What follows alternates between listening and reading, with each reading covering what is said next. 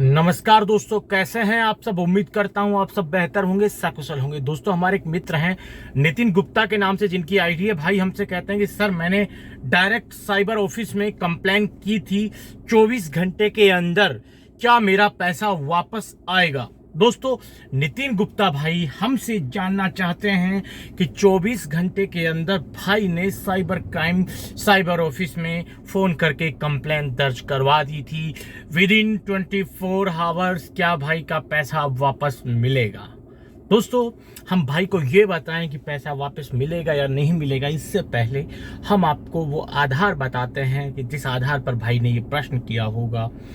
हमने एक वीडियो में बताया था, अगर आप किसी भी तरह की साइबर फ्रॉड के शिकार हो जाते हैं, गलती से आप पैसे दे देते हैं उस फ्रॉड में आकर, और 24 घंटे के अंदर आप उस समय जो नंबर था 155260 पर फोन करके अगर अपनी शिकायत दर्ज करते हैं, तो आपके पैसे रिफंड होने के चांसेस बहुत ज़्यादा होते हैं।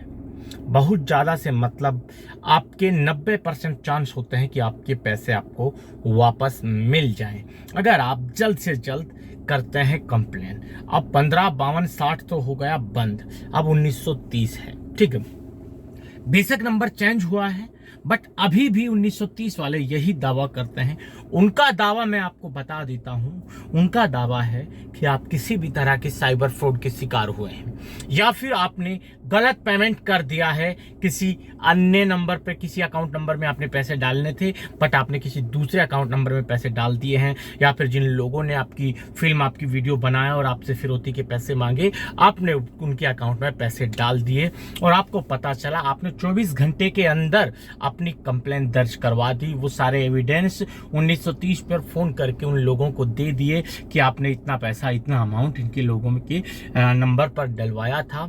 तो उनका दावा दोस्तों ये था कि उनका जो कहना है वो ये है 1930 वालों का, भारत सरकार का, कि गोल्डन चांस होता है, वो होता है 1 से 2 घंटा। अगर आप घटना होने के बाद, यानी कि जिन लोगों ने आपकी फिल्म बनाई और आपसे पैसे मांगे, आपने उनको पैसे दे दिए, आपने 50,000 उनके अकाउंट में डलवा दिए।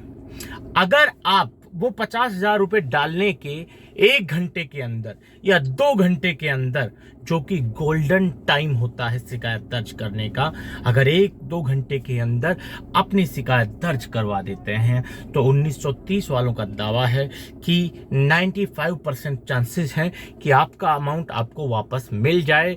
24-48 आवर के भीतर आपका पैसा आपको रिफंड मिल जाएगा।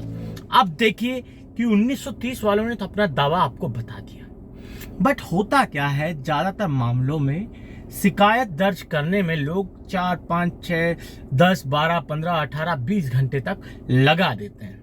अब ऐसी स्थिति में क्या होता है, जो ब्लैकमेलर होते हैं, जो फ्रॉड करने वाले लोग होते हैं, वो इतने शातिर होते हैं कि उनके लोग जिस अकाउंट में पैसा डलवाते हैं, उस अकाउंट में पैसा डला, तुरंत उस अकाउंट से दूसरे अकाउंट में ट्रांसफर कर लेते हैं। अब 1930 वालों ने, यानी कि भारत सरकार ने, इसका सॉल्यूशन भी आप लोगों को दिया कि मान लीजिए कि आपने कंप्लेंट दर्ज करवाई, और जिस नंबर पर आपने अकाउंट में बैलेंस डलवाए, उस नंबर वाले ने, उस अकाउंट वाले ने पैसा वहां से भी ट्रांसफर करके किसी दूसरे अकाउंट में डाल दिया। तो भारत सरकार ये कहती है कि बैंक के कॉन्टैक्ट से हम उन दोनों खातों को फ्रीज करवा देंगे। पहला जिसमें आपने अमाउंट डाला, दूसरा जिसमें अमाउंट आपने डाला उसने भी किसी दूसरे अकाउंट में अगर ट्रांसफर कर दिया है, तो वो अकाउंट और एक क्रिमिनल जो ब्लैकमेलर है उसका अकाउंट, दोनों को हम फ्रीज कर देंगे। तो चांसेस बढ़ जाता है पैसा मिलने का। अब भारत सरकार जितनी समझदार, जितनी शातिर बनती है, उससे ज्यादा शातिर, उससे ज्यादा समझदार आज की डेट में साइबर फ्रॉड, डिजिटल ठगी करने वाले लोग हो चुके हैं। ठीक है, उनके गिरोह के लोग एटीएम कार्ड के, एटीएम मशीन के इर्द गिर्द चक्कर लगाते रहते हैं, मंडराते रहते हैं एटीएम मशीन के आसपास। जैसे ही पैसा आपने उनके अकाउंट में डाला, वो लोग एटीएम के थ्रू आपका पैसा निकाल लेते हैं, और जैसे ही एटीएम के थ्रू पैसा निकला, तो आप चाहे 1 घंटे के अंदर कंप्लेंट दर्ज करें चाहे 30 मिनट के अंदर कंप्लेंट दर्ज करें, आपका पैसा आपको वापस 24 घंटे 48 घंटे में नहीं मिल पाता, कभी भी नहीं मिल पाता, किसी भी कीमत पे नहीं मिल पाता।